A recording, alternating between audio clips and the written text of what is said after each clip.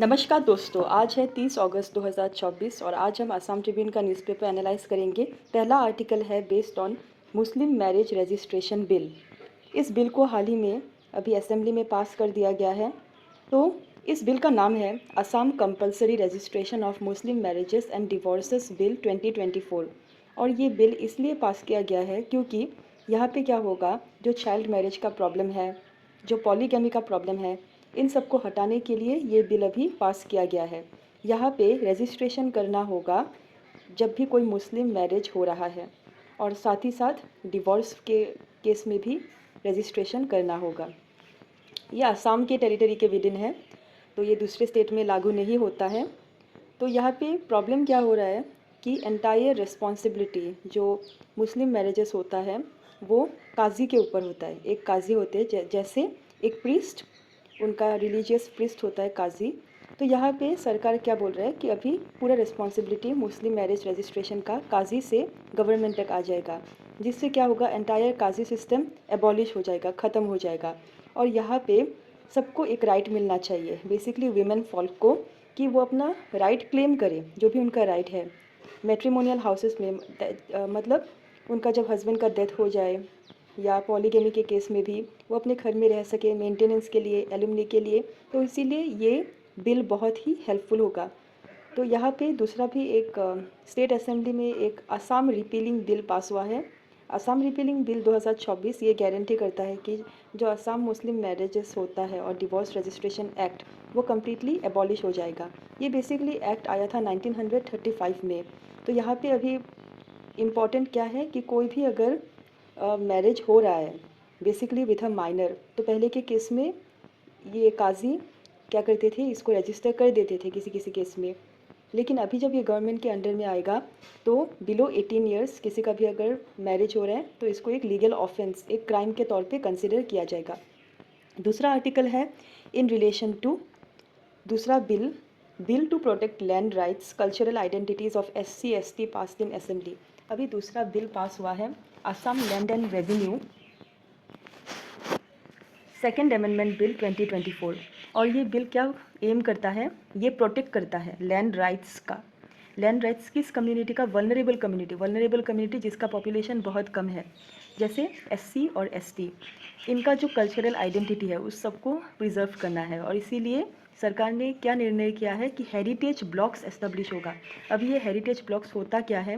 Heritage blocks होता है ऐसे ब्लॉक्स और ऐसे यूनिट जो सेफगार्ड करते हैं, जो सेफ करते हैं लैंड राइट्स को, बेसिकली लैंड को। जो हेरिटेज साइट होता है, जैसे आप मान लो माजुली, हमारा जो होत्रो माजुली है, तो बरपेटा होत्रो बतोद्रोवा, इन सब जो 17 है रिलीजियस एरियाज है, तो इन पिलग्रिमेजेस के पास में जो भी लैंड है उन सबको ये प्रोटेक्ट करते हैं। क्योंकि क्या होगा, अगर इन आसपास जो जो पिलग्रिमेज साइट है उनके आसपास का लैंड अगर कवर हो जाएगा, उनके आसपास के लैंड में अगर कोई भी कंस्ट्रक्शन एक्टिविटी या लोग यहाँ पे रहेंगे तो प्रॉब्लम क्या होगा, बेसिकली कंस्ट्रक्शन एक्टिविटी का बात बोला जा रहा है। तो अल्टीमेटली ये इन पिलग्रिमेज साइट, अल्टीमेटली इनका जो पायसनेस है वो कम्प्लीटली नष्ट हो जाएगा। सो एक नया चैप्टर है, चैप्टर 12, जो Assam land and revenue regulation of 1886 में ऐड किया गया है।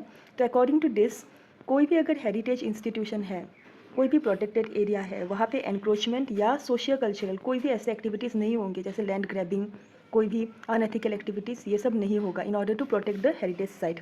और 5 किलोमीटर रेडियस, इन हेरिटेज साइट के 5 किलोमीटर रेडियस के आसपास कोई भी हम गवर्नमेंट अलाउ करता है कि यहाँ पे प्रोटेक्टेड जोन होगा, मतलब कोई भी यहाँ पे कंस्ट्रक्शन एनक्रोचमेंट लीगल नहीं है। फिर एक ब्रिटिश सेंसस कमिश्नर है, उन्होंने एक्चुअली एक सेंसस बनाया था 1931 में। उन्होंने असम के बारे में बोला था कि असम का प्रॉब्लम ये हो जाएगा कि इतना इलीगल इमिग्रेशन हो रहा है फ्रॉम ऑल साइड्स कि असम का जो फ्यूचर है वो कम्प्लीटली डिस्ट्रॉय हो जाएगा। उसका कल्चर और सिविलाइजेशन अगर ऐसे ही इन्फिल्ट्रेशन होता रहे तो असम का जो फ्यूचर है वो रिस्क हो जाएगा। पहले जो असम मूवमेंट हुआ था वैसा मूवमेंट फिर से स्टार्ट होगा।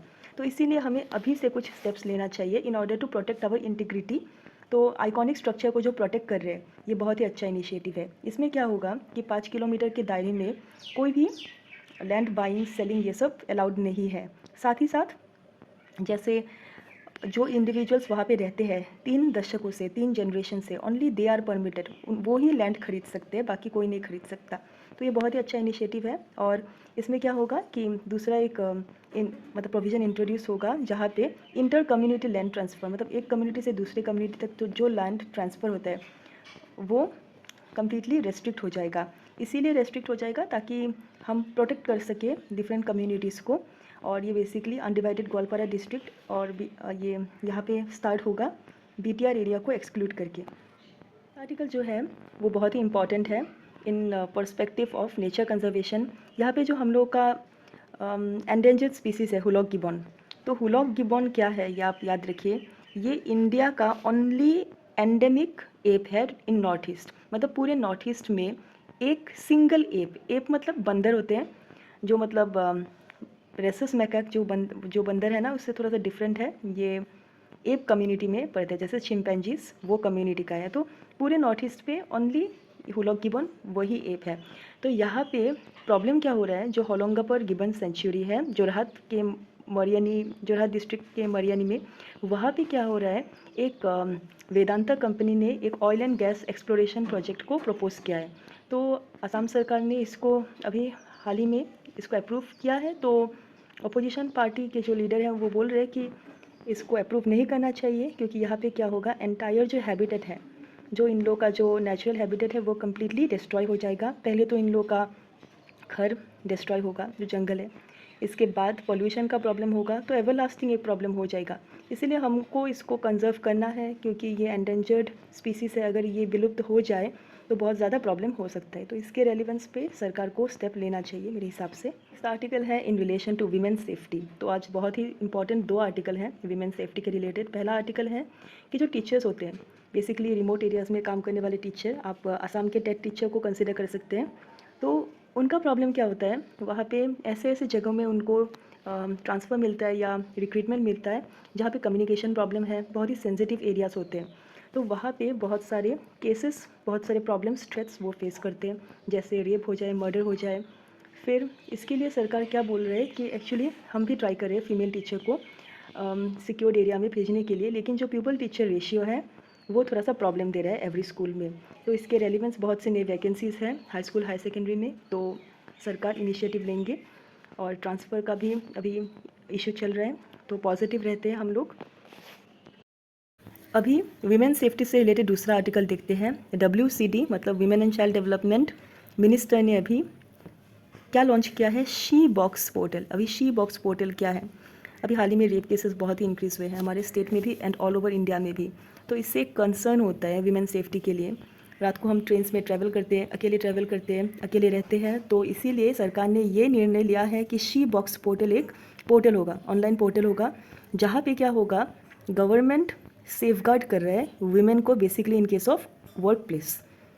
और वर्क प्लेस में क्या होगा, वीमेन फाइल कर सकते हैं कंप्लेंट और उनका स्टेटस भी ट्रैक कर सकते हैं कि उनका कंप्लेंट अभी कितना आगे बढ़ा है। एंड इसमें क्या होगा कि जो भी कंप्लेंट रजिस्टर हुए इस पर स्ट्रिक्ट एक्शन लिया होगा। पहले भी ऐसे वीमेन सेल है, पहले भी ऐसे वीमेन सेफ्टी नंबर्स है, हेल्पलाइन नंबर्स है, लेकिन वो इतना एक्टिव नहीं है, हम देख रहे हैं, इसीलिए केसेस बढ़ रहे हैं। तो ये शी बॉक्स पोर्टल क्या करेगा, ये कवर करेगा एक मास एरिया को। ये फीचर कर रहा है, एक नोडल ऑफिसर रहेंगे और कम्प्लीटली मॉनिटर करेंगे कंप्लेंट्स को।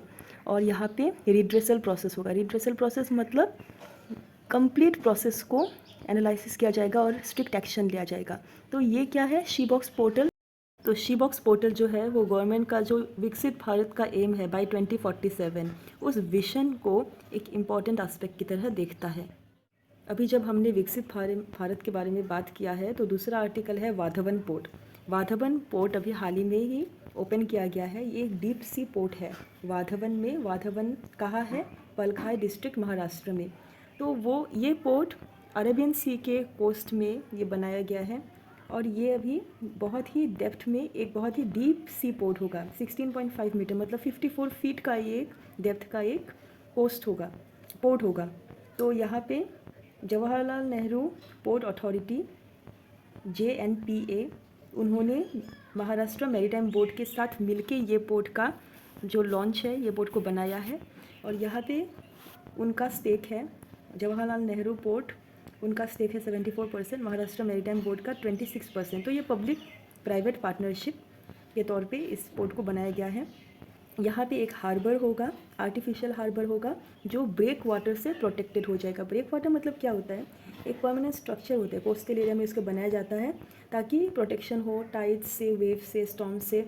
ब्रेक वाटर को जेटी भी बोला जाता है। तो यहाँ पे हम देख रहे हैं कि विकसित भारत का जो एस्पायरेशन है, जो एक ड्रीम है 2047 में, इसके लिंक में बहुत से इनिशिएटिव लिए गए हैं और वाधवन पोर्ट एक बड़ा इनिशिएटिव है। तो यहाँ पे क्या होगा, फाउंडेशन स्टोन अभी ले किया गया है। तो यहाँ पे आप देख सकते हैं, इसके डिटेल्स दिए गए हैं। कितना प्रोजेक्ट का कॉस्ट है, 76,200 करोड़ का है।